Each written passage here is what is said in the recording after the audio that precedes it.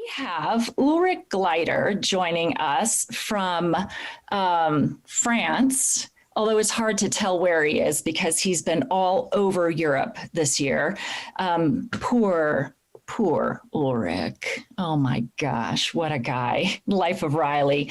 Karmel Timmons, fearless woman on our show today. So good to have you, Karmel.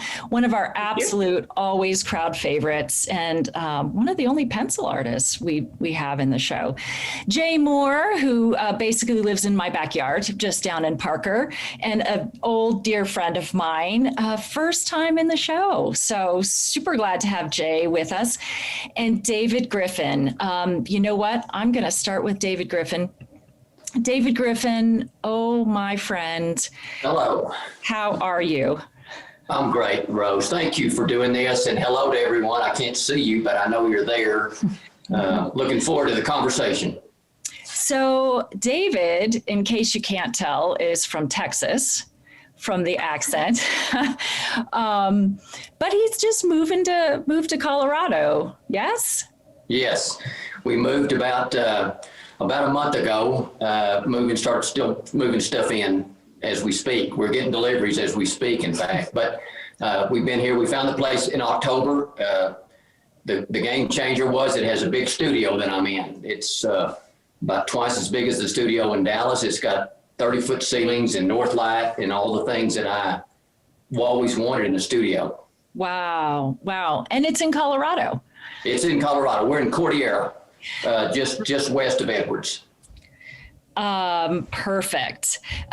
So now I can just zip right up and go through your studio and find what I want, right? That's what yes. That's what I heard.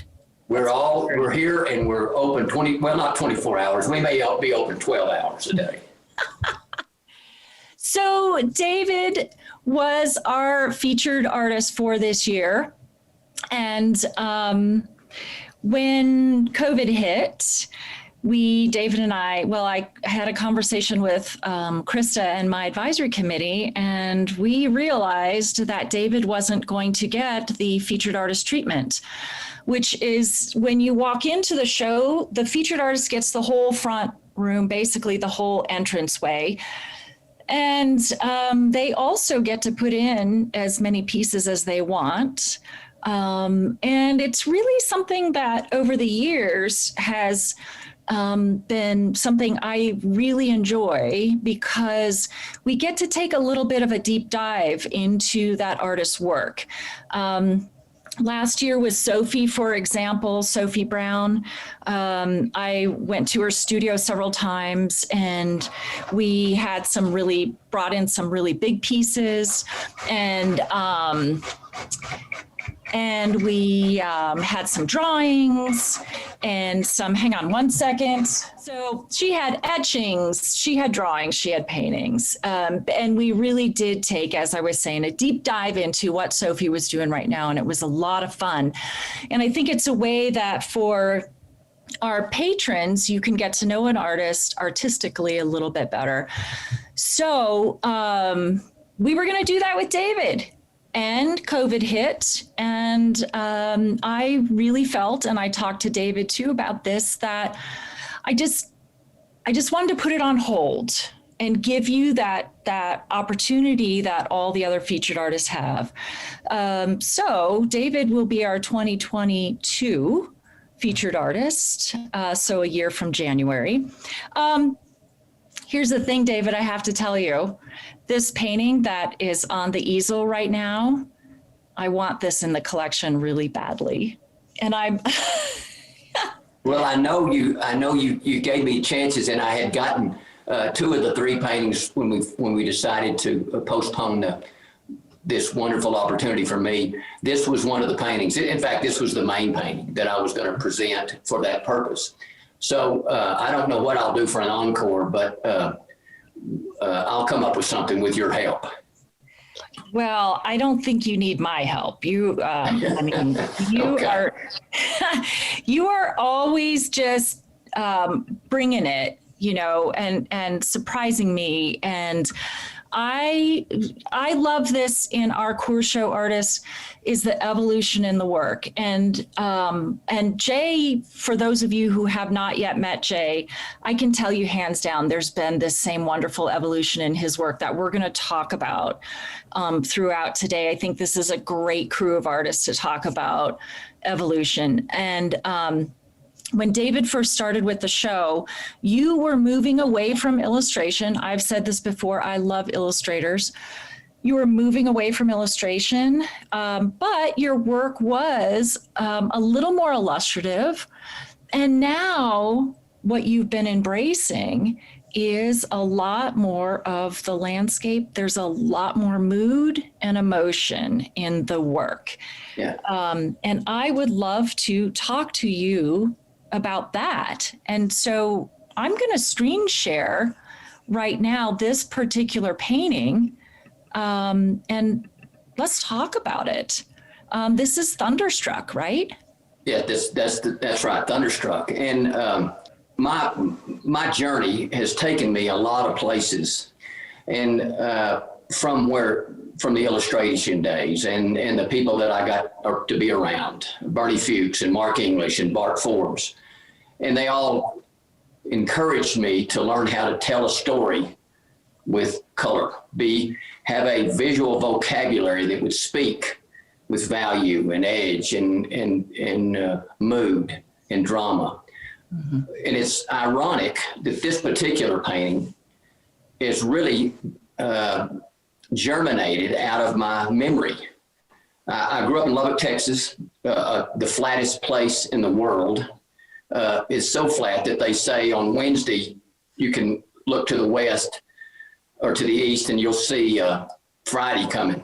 That's you can great. See, and so consequently, when I was a child and even into my teen years, we would experience these big storms, and you could see them just coming and rolling towards you. Hopefully they weren't a tornado. But so a lot of the things I'm working on now is a journey that I've really just delved and dug deep into my memory and pulled these moments out. And fortunately, my memory is intact for the most part, and I can draw upon those memories, those moments of awe or expectation or surprise. And that's what Thunderstruck is. It's just the elements of nature, the lightning in the clouds, a small moon, and yet on the horizon you see a lightning bolt. And what I was really trying to capture, and what I hope I did capture, was just the moment and the emotion that you would have at that moment of seeing this for maybe 10 seconds before it changed and evolved and either got bigger or smaller or more loud. That's where this came from. And like artistically, what I am just so drawn in by in this painting is just this amazement. There's the moon right there. Yes. I mean, and that's how big this sky and landscape is, that there's this massive thunderhead that's lighting up the sky and the moon is still in view. Like, that's how big it is. The scale in when you're a child, everything seems so large. And so that's the other part of this that was so important to me, was to capture the scale of the big sky, the enormous visual that made us all feel so small, and just the comparison of the scale of size of a human to what was going on in the sky above you. You can almost breathe the ions in the air. Yeah. It's so wonderful. Yeah, whoever gets this painting, I will be eternally jealous. I wanted that for our collection, no question. Hey, let's go through some of these others. So there's Invitation to Rejoice. Let's talk about this one as well. Is this another one that's coming out of your memories? It is. I have been doing a lot of smaller things, some on location, but trying to at least capture something when there's a storm cloud approaching. But again, these are out of my memory, and I've done dozens of these smaller ones. Some of them work better than others, but this is another occasion for me to investigate, to try to interpret what I was feeling in this moment that I was there. All of these things have. Go ahead. What size is this painting? We're still on screen share. I'm going to click off once we go through these so we can see them in your studio, and people can see the frames too, which are gorgeous. But what size is this? Remind me. This is a 16 by 12. Okay. Oh yeah, that packs a punch. Wow. This whole thing has surprised me, Rose. I didn't know where I had this in my mind or heart or subconscious. Really? And it's not that it was a mystery, but when I started this, when I turned the page on this, on these paintings, when I turned the first page, it just seemed like some of this stuff was just coming out of me, one after another. Some of them may look similar, but they're all a little different from the standpoint of what I can remember and what I hope to remember, and what I hope to provide, to show is just this, the drama and the beauty. Okay, wait. So so these are not coming from like photo reference or things like that. No, I don't have any. I have sketches that I got down on paper, small thumbnails, that as I just began to investigate all of these images, and these are just part of the things that I've done. And this one's just part of it. But no, I have no reference of this or Thunderstruck. These are all built out of an image. And now I will go back and look and go out in the evening and look at clouds, but they're only for the structure and for the formation and the personality of the cloud. But I have no photo reference or anything to go by. So right now I have Cordillera Mosaic. So this is where you are now. This is about 100 yards off the road where we are. Wow. And I was here about 2 weeks, and I drove by this place 3 or 4 times, and I said, I've got to. So I just went down there and started it. And I can see this from my window. I can see part of this from my window. And so it was something that just was telling me to come over here, inviting me into an area, a location, a visual vocabulary that was not it was foreign to me. It wasn't very familiar. Mm-hmm. So I can actually speak to the fact if something captures you and you walk by it 3 or 4 times and you hear something hollering at you, you might ought to stop and pay attention, because there's a chance to capture something that you would otherwise just walk by and ignore. Oh, I think that's such a great thing for people, collectors too, to consider. If something is really speaking to you, take a moment and get into that conversation a little bit. Okay, so I can see this nice up close view of this painting and this wonderful texture that's happening in here. Is this you're kind of scumbling along this paint and yeah. I'm using a lot more palette knife on this one than I did on others, and mosaic is really what this is about. I've got probably 3 or 4 layers of color over another. So it took, even though it was a small painting, it took me a week or 2, because I'd have to wait for the paint to dry and go back over it with another color or edge or value, and then let that dry and then go back over it and go back. So it's a combination of a palette and a real rough brush, a really brush that I probably would have thrown away if I hadn't just put some paint on it. And it did some things when I applied it to the canvas that I couldn't get with a new brush. So those, I don't throw those things away anymore. I use them as they're just as valuable as they are the first day I get them out of a wrapper. Wow. Okay, so let's talk about this 4th painting. graceful silence. Wow. Is that a hawk? It's a red-tailed hawk. It is. Oh, wow, wow, wow. Wow. You know what? And it looks like it's carved out of the landscape. Yeah. Well, this is an occasion where I actually did have some reference. This is in Wyoming. And I actually did have some. Now, I didn't have reference of snow. I had a reference of the bluff and the sky. So I started with that and just that. And then I built the snow in, and then I added the hawk at the end, because as I've learned up here in Colorado, the wildlife, the survival of the fittest, if you will, they have such a powerful presence. And of course, we've all seen, or I have up here, and I think other people probably can attest to the fact that we've seen eagles or hawks or other birds, and how they just glide along the surface of the earth, and without making a noise, they speak loudly to you. It's to me, it's just a wonderful thing to watch. It's almost like watching a racehorse run. It just stops you. And that's what I really wanted to talk about in this painting with this. And this is probably more abstract than I've worked in the past, using abstract shapes, especially in the snow and the foliage, the greenery, the sage. I really liked working on this painting. It was a new thing for me.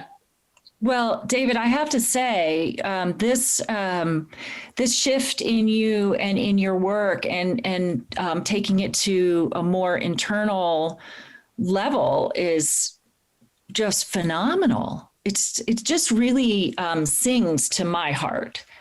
It's so beautiful.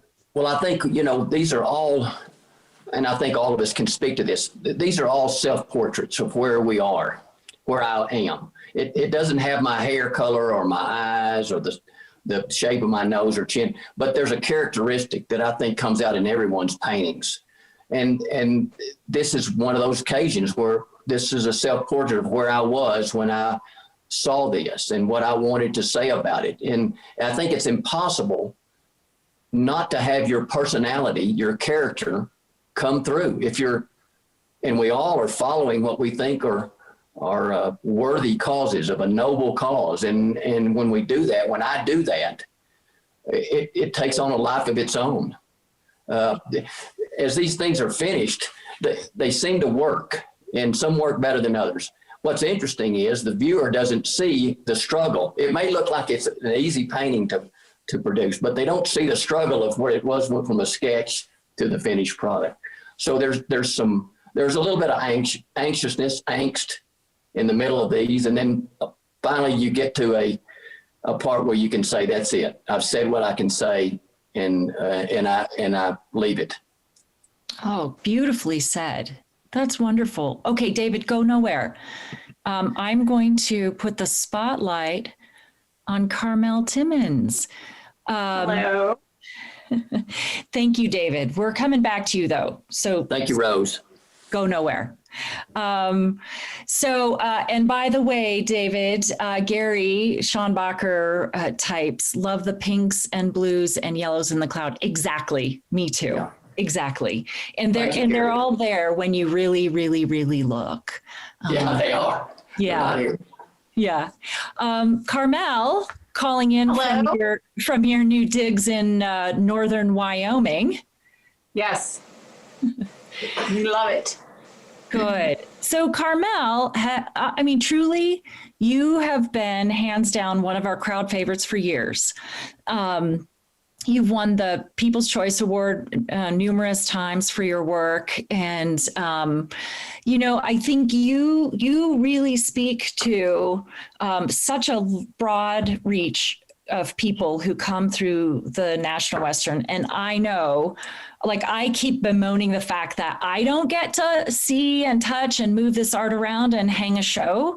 But I know a lot of our patrons who come to the show, and that's people who are collectors, all the way on to the kids who have cattle and pigs and sheep in the shows, in the barns, who come up to see the work. I know they're going to miss you as well. So your work speaks to a really big audience. Well, thanks. Yeah, thank you. Yeah. So, so good to see inside your studio and everything you work with. Would you talk a little bit about your inspiration? You do a lot of horses. Buffaloes have started to come into your work more, and now some more cattle. So with your move to Wyoming, what has anything shifted? Oh, completely shifted. And it's not like moving from Colorado, I lost, inspiration from there, but moving to this part of Wyoming, we've met a lot of people that have big ranches and people that are neighbors whose families, are close by that have big ranches. So I've been meeting people that all of these animals actually are, I stood in front of each one of these and they're all local. Most of them are local. This guy, the bison, was in Yellowstone, but now we only live about 3.5 hours from the east gate of Yellowstone. So that, which has always been a huge place of inspiration for me, is just a little bit of a drive, and there we are.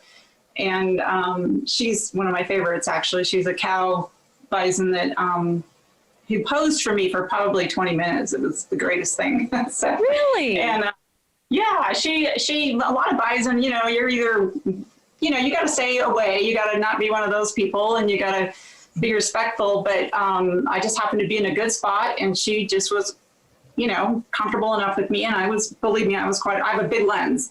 And she did all these fantastic little poses, and she was not worried about me, and she wasn't, interested in me whatsoever. But, and I just thought she was really pretty. But, so, that's been part of the greatest thing about moving here is getting to know. I got invited to a friend's family's branding, which is where that cow came from. And she was pretty grumpy about, what they were, being away from her calf for just a short period of time. But she, that's a neighbor's little 5-day-old colt that I got to go see right as, at 5 days old. Oh. And so that's actually one of my most favorite part of what I do is getting out and, trying to capture enough references to make a drawing. And I'm not a great photographer. I'm actually a terrible photographer. So I have a lot of probably works in your favor, as because I can manipulate. I'm the human Photoshop. I can fix. Well, that little guy was making a really funny scrunchy face in 30 photos, and so I had to fix that. And you do that by just fixing it through pencil, not through a computer. Hey, Karmel, I'm going to do a quick screen share, and why don't we just go through these a little bit? Okay. And so, and then also I'm just going to say hello to Michael Smith. Glad you made it, just in the nick of time. And also, Liz Clark says, hello from Washington State. Can't wait to see other Yellowstone wildlife from Karmel. Yeah, right? Yeah, so fun. Yeah, thank you. Absolutely. Okay, so hey, let's just pull up this bison. So what, if you're taking a bunch of photos and you're out there and you're seeing wildlife, like what inspires you? What this turn of this animal and really, to me, this feels like it's so much about that eye. And it quite often is. If you can't get, if you're trying to draw an animal and you can't get a good, sense of the eye or what's going on, I think it loses a lot. It loses its, I don't want to say its soul, but I think it just makes a drawing better if you have a nice, pretty eye. And that was an interesting pose. I've never drawn a bison in that particular attitude before. So I just, scrolling along, looking at all the photos, and I had to do a few things, but I just thought that was kind of a pretty little elegant curve. And that's really what, no pun intended, drew me to that one. Yeah. And just, some bison can be not very attractive. I think I've looked at it long enough now where I go, oh, that's not the cutest or prettiest or best looking bison. Right. Right. But I really liked her. She was very pretty, and I've actually drawn her a few times now. Oh, really? Mm-hmm. Okay, so this is the new colt, new legs, right? Yes, and it's all about the vertical because I wanted to show those really long colt legs, and they look a little funny. But he actually had a little bit of a struggle right after he was born, but then he rallied and came around, and I got about 10 minutes with this little guy, and before he just kind of decided he was done and fell asleep immediately. He just laid down and fell asleep immediately. So. Yeah, he was the cutest thing ever. I mean, funny looking, body, if you're a horse person, you may look at that and go, well, that's, but that's a new colt, it's just kind of, that little body and long legs and silly looking expression and, just the cutest thing. So sweet. Okay. And this all heart. Okay. So about this bridle, of course. Yeah. But again, just looking at like the eyes and the animal's eyes, and you just sort of see the world in their eyes. It's amazing. Well, I do focus, especially on a really close-up piece like this where I'm not drawing the whole horse or even just the head. That is the part that I work on the most, and I do it first because if that's just a big empty space and I'm looking into this white weird. I don't get a sense of the animal until I fill in that eye first, which, it's all very sketchy. And then I work on that and then build it around that eye. So that piece is really about the bridle, but it's also about that eye. Wow. It's just gorgeous. Okay. So these little mischievous trio of trouble, are these your neighbors? Like this is just some of the neighbors? Yep, those little guys live just about 2 miles south of here, and a friend of mine, knew I was, I actually went over there to photograph her little lambs. She had just a big pile of Dorper lambs, and then I saw these little guys, and their mothers were with them, but they just kind of grouped off by themselves, and they were just being really, of course, cute and playful, and I ended up taking, a million different reference photos of them, and just at the cutest age, possible. And Wow. And I love baby animals. I mean, I know that's, who Oh my God, who doesn't? Who doesn't? Yeah. Okay, now Right. I know you get this question. Why always pencil? Why always black and white? And here's color. Colored. Side-eye mama. And so it's a little 12 by 12 colored pencil, right? Yes, yeah, colored pencil.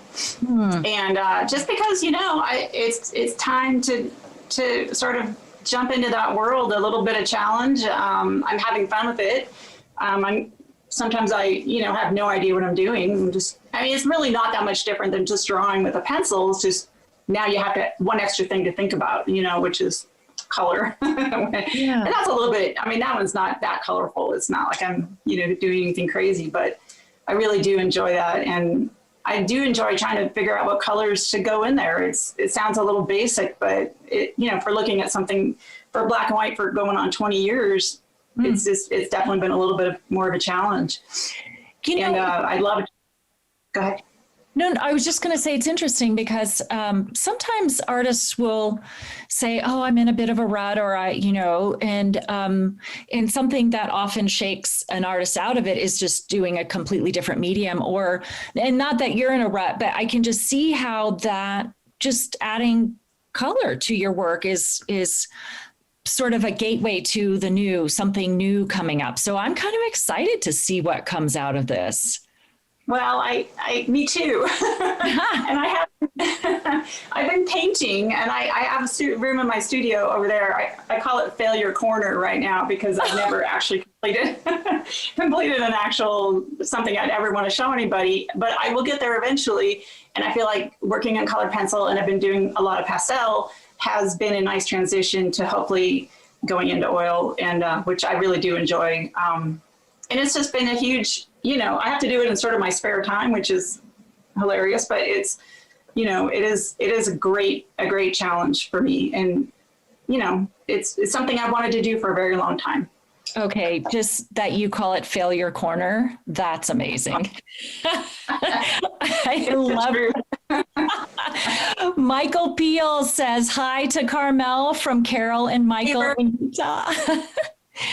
Ginny Gulikowski, I'm always astounded by Karmel's ability to capture an animal's fur in tone and texture, right? Amazing. Yeah. Layer, lots of layers.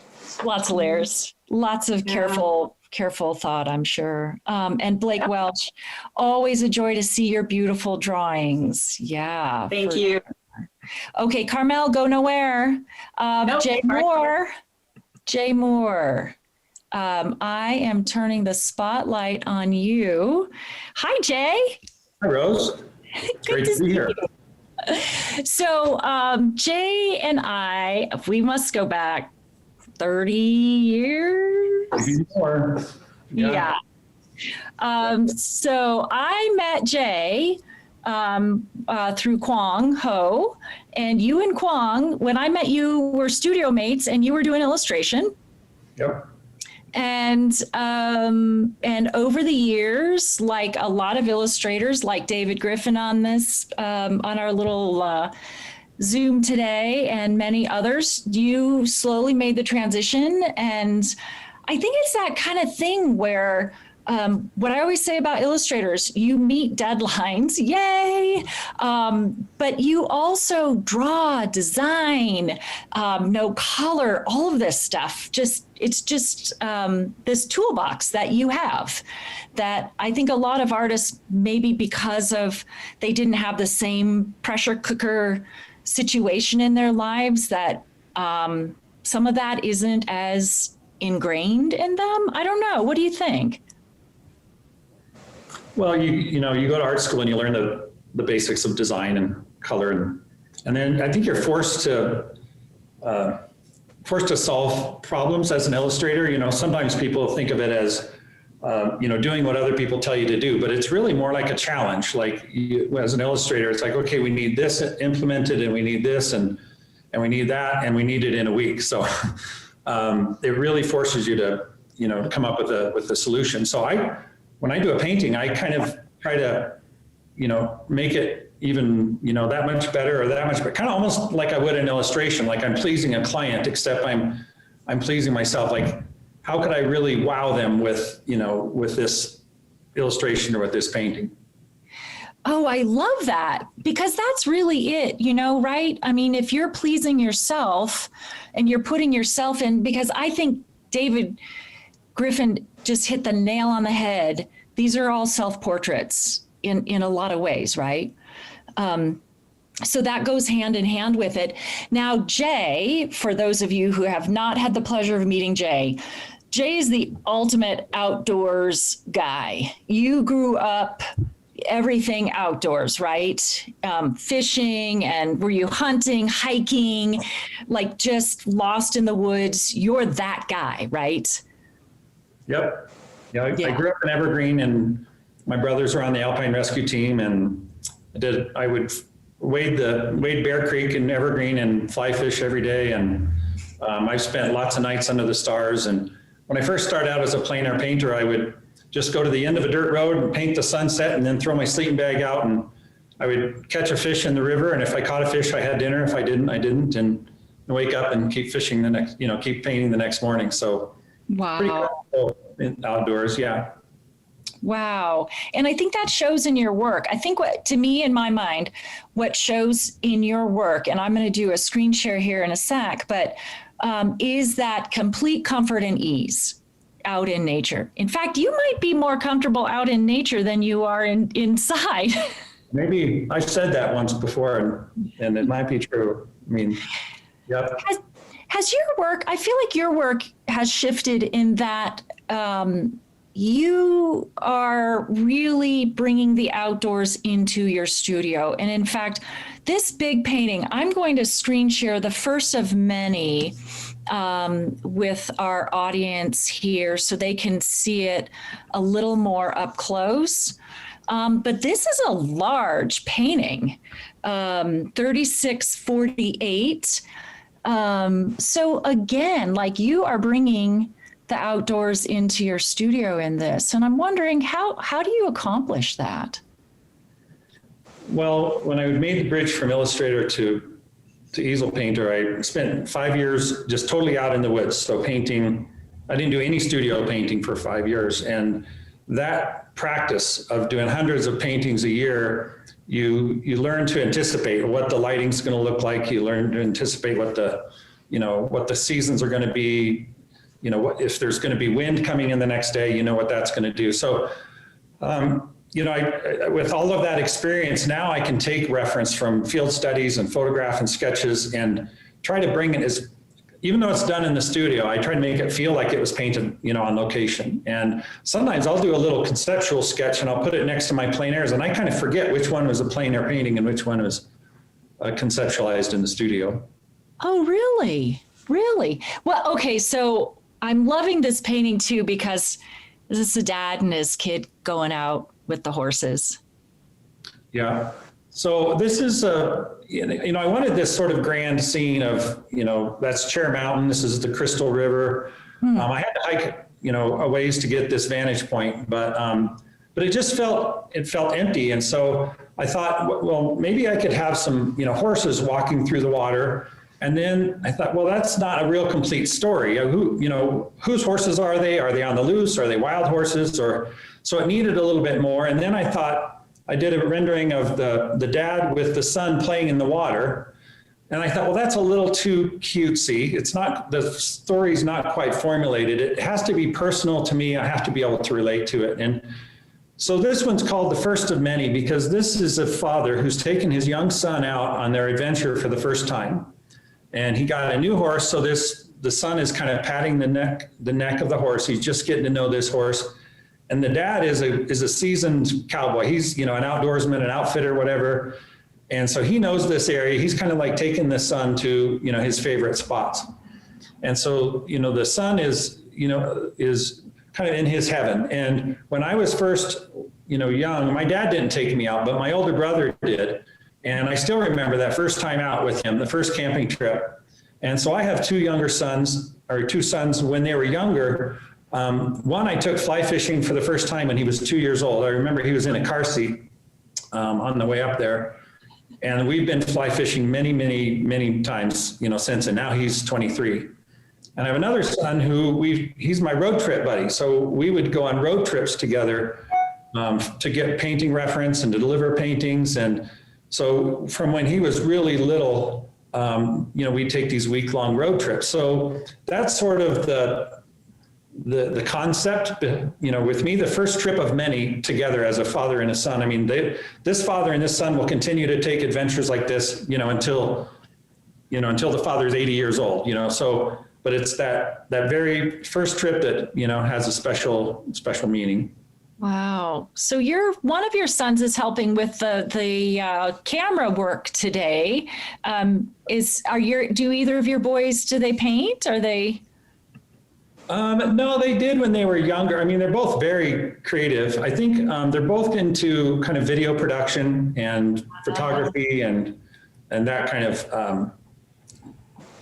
creativity. Yeah. So that's probably something they'll continue to develop. Nice. Hey, okay. So here's an 18 by 24 and winter reflections. And so speaking of fly fishing and being on the water,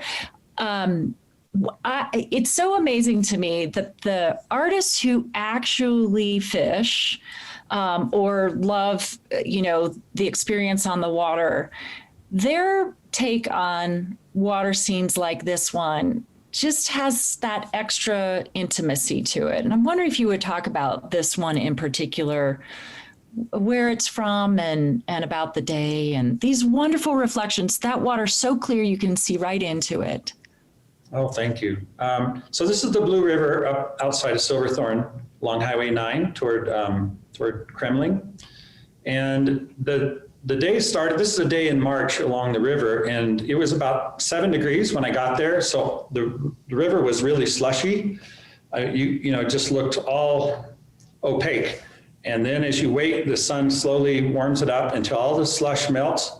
And then you get this gin clear water. And in the middle of the day, it gets to be comfortable enough to where you don't even need a coat or gloves. You can just paint in a sweater.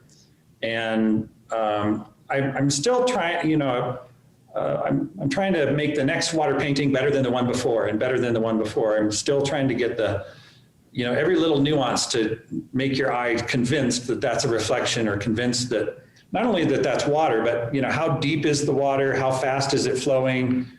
The difference between the ice, the opaque ice, and the clear, liquid water versus the snow. So there's a lot of visual kind of effects that I'm going after, but I like to be able to look down, like right in the foreground there, look down in the stones at the bottom of the river. And it's almost like as a viewer, you're looking in there and expect a fish to swim out from under, and I love the shadows, the reaching of those shadows in the day. And it just really puts you in this place, it's just, it feels cold, but you can also feel the sun on your back too, a little bit. Okay, hay season, and this is a beautiful little 9x12. Is this kind of in your neighborhood, right?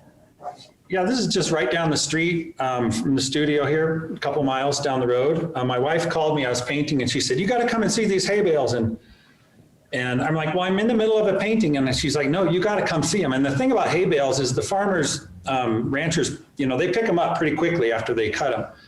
So they cut them one day, they wrap them the next day, and typically the third day they pick them up. So you have to kind of get out there and capture them. And this one, is kind of the old tufted hay bales, like they did in the olden days. Now they kind of wrap them, with a film, and, they don't look as aesthetically, they don't have the character. But the tractor burned up in the field that day. So this is actually a plein air painting that I did on location the day the tractor burned up. So this is the last the last bale from that tractor. Now I won't be able to get this scene again. Wow. See the rolling hills all the way down into Pikes Peak in the background there. So wow. This is I've actually held on to this plein air for a while. I just liked it, and it was kind of sentimental, but I thought, for the audience of the National Western, I thought maybe I would, let it go to someone who would appreciate it. It is a gem. It's a gem. And okay, go nowhere, Jay. Blake Welch writes, "So good to see you in this show this year, Jay." Thanks, Blake.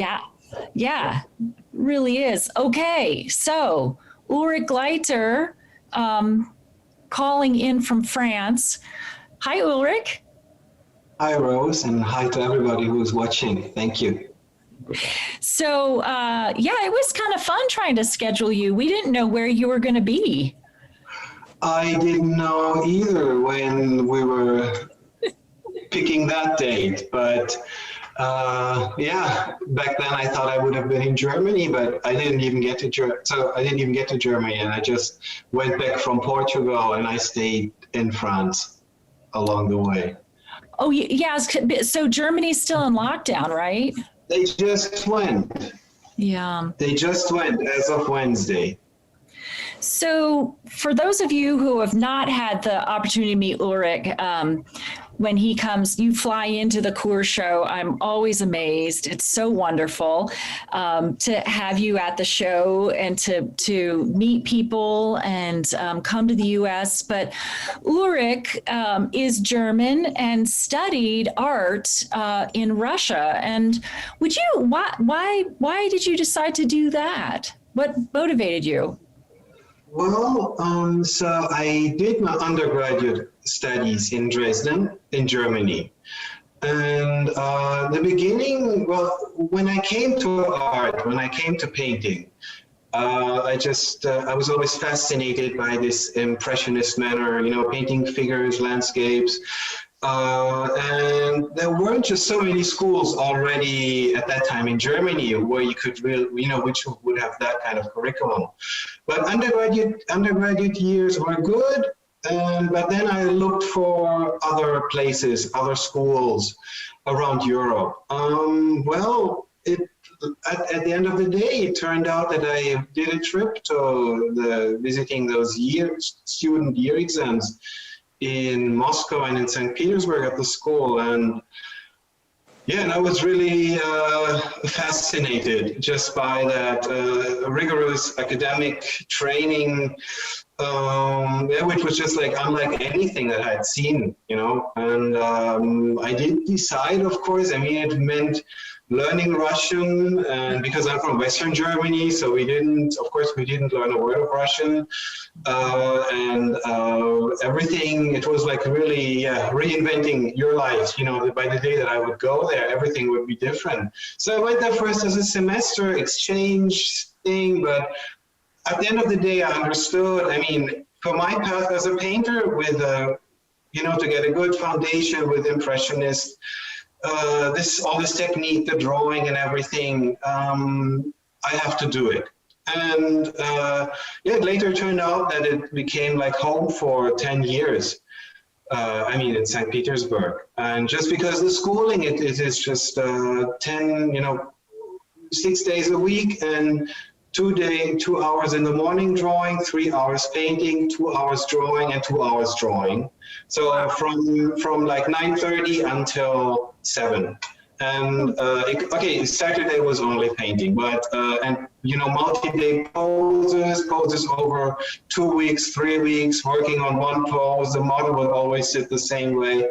Yeah, that fascinated me, and I knew this was the right thing to do. And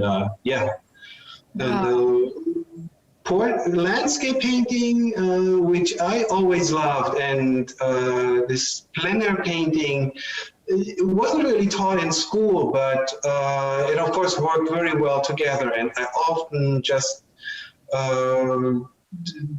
always, you know, it was like kept as a training method, you know, like sketching, just like sketching with your palette, to sketch with colors.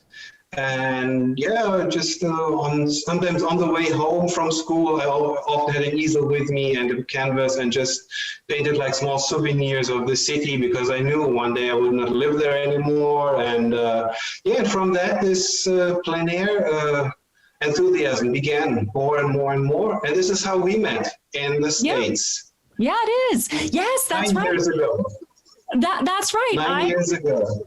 I went up to Estes Park. They had a plein air event, and I was asked to be one of the jurors or judges or whatever. And I saw your work, and I'm like, this is the guy. This is the winner. And I can't remember who the other person was who was judging it, but he and I really had this sort of big argument about it. And he wouldn't agree to pick your work because it was so outrageous to him. And he was this very tightly wound guy. And I was like, no, that's it. This guy is just painting emotion on the canvas. It's so surprising to me. And it's like you opened my eyes to my surroundings. And I was so excited when I saw your work. Mm-hmm.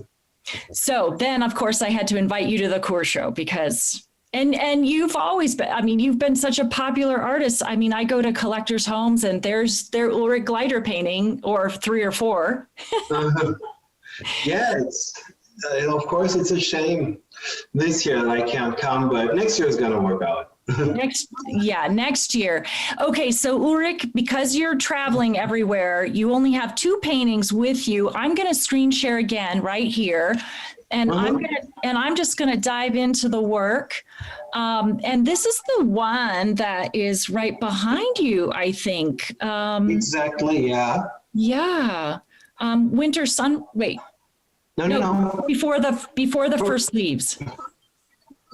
Yeah. Up here. Yeah. Before the first. Yeah. Where were you? Yeah, that was.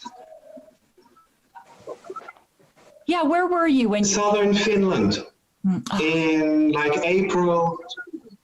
In southern Finland. Do you hear me? Yes, I do. Okay. Okay. Yeah, that was in southern Finland, and it was. At the beginning of this long trip that I'm on since quarantine, since COVID thing began this year. So we did a trip to northern Finland in February, and then when we learned that all those that it doesn't make sense to travel any further into Europe where we wanted to go. We just thought, okay, we wait. I mean, here, that's I and my wife, and we just decided to stay. And and I was painting the whole time, and it was just an amazing experience to, just to really live next to nature. So we just stayed at the cabin. I stayed at a cabin in the woods, and we were just there, watching the snow. Everything was snowed in far in the north, and then the snow was melting. Then here, this was just everything had melted. And just as the title says it, before the first leaves appear. Then there's another painting which everything is in green already. Yeah, it's really like a diary. Those Finland paintings from that year.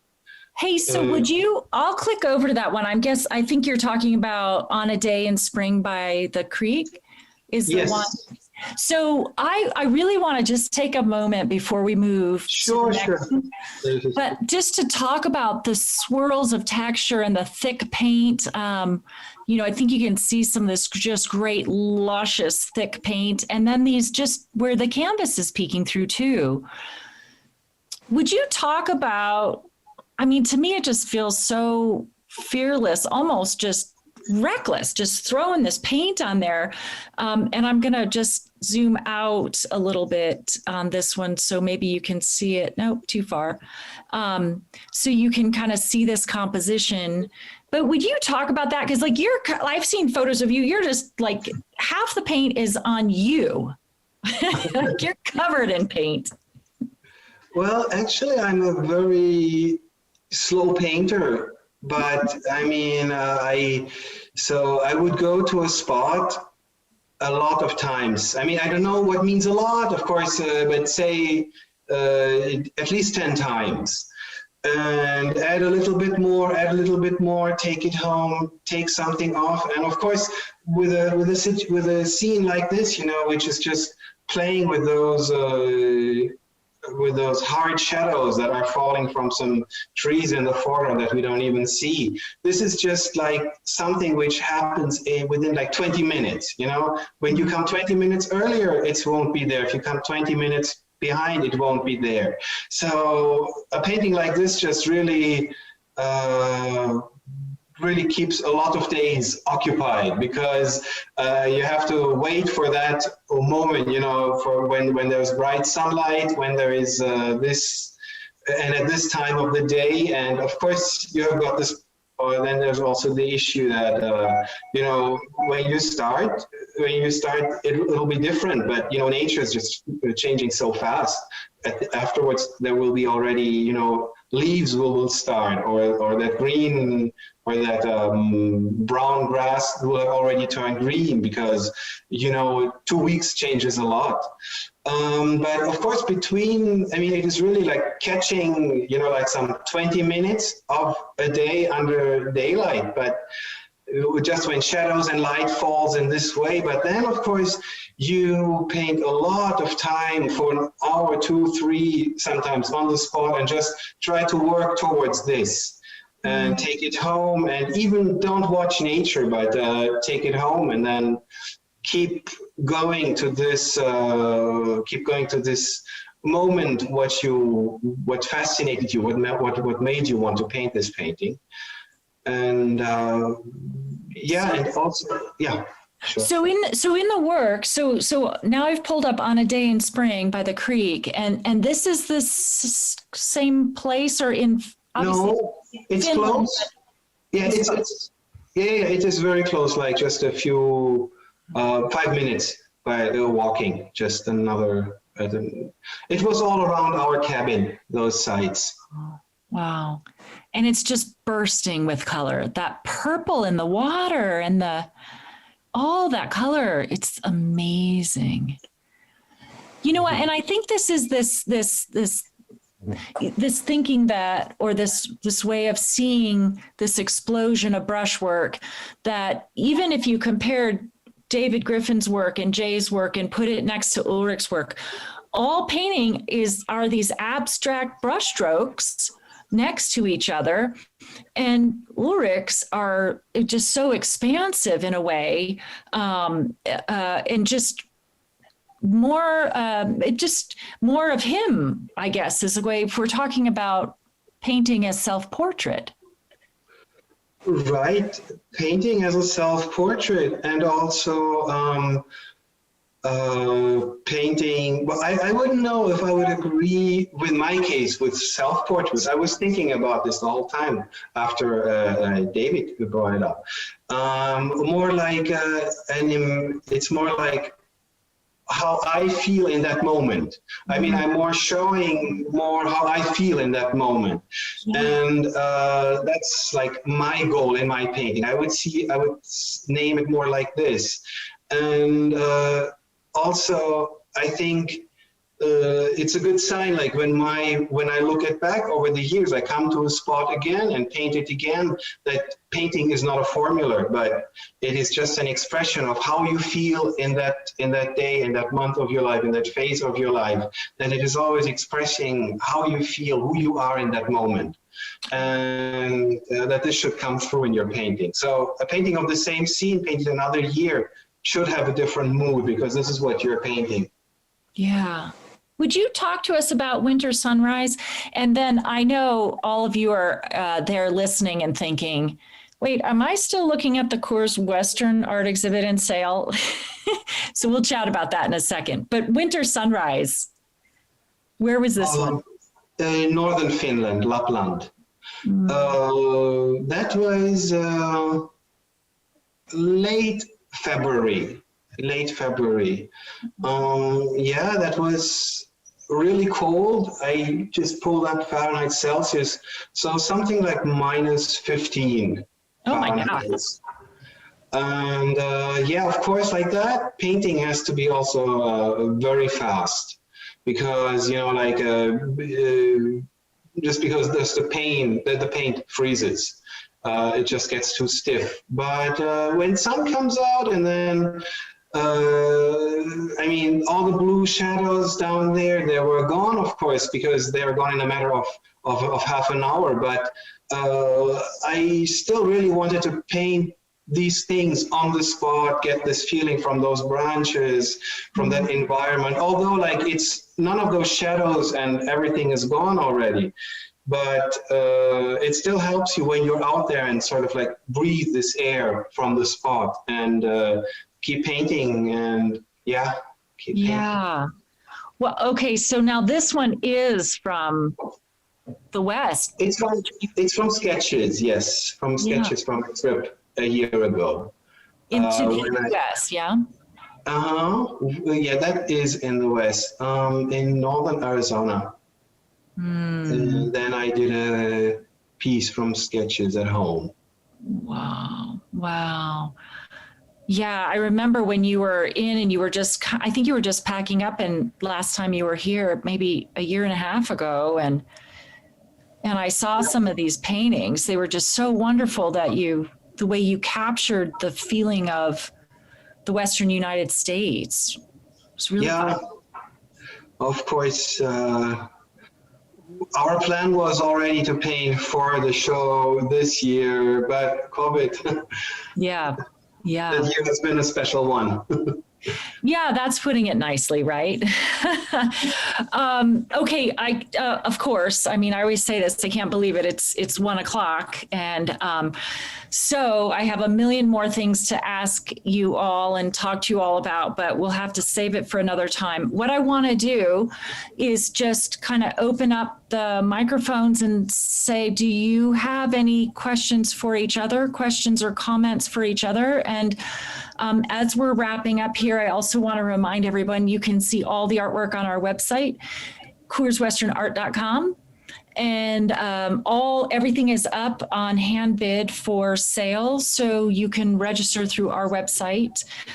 It'll take you to hand bid and start bidding, start liking stuff so you can get notifications. I guess it's a little like eBay, where if you like something or put a bid on it, they'll ping you if somebody else dares to look at it. So keep an eye on that and jump in. Everything culminates on January 5th with a fun little video presentation and awards and for the artists and stuff like that. So artists, Karmel, Jay, David, Ulrich, thank you so very much for being here. Any questions, comments for each other? So what town do you live in, Karmel? I was hoping to meet you when you were here in Elizabeth, but it looks like I lost that chance as a neighbor here. Yeah, I knew you lived close by. We're up actually near Bighorn, Wyoming, which is close to Sheridan, Wyoming. So just 30 miles from Montana border. Okay, nice, beautiful. Thank you. Oh, we love it. We love it. Yeah, I'm sure.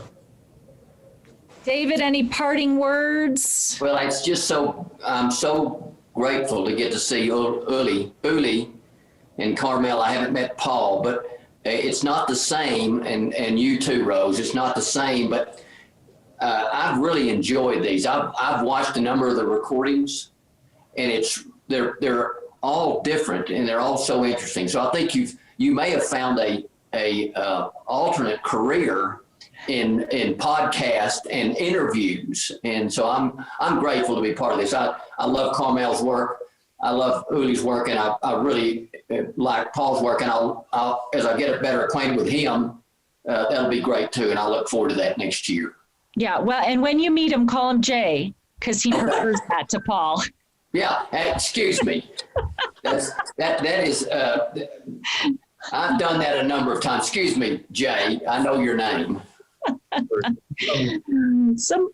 Any other parting words? All of you, thank you so much. I just agree with David. I was watching some of the other programs, and some of them live, some of them recorded, and I can see how valuable this is, not only to get to know the artists, but for the collectors to get insight on the work.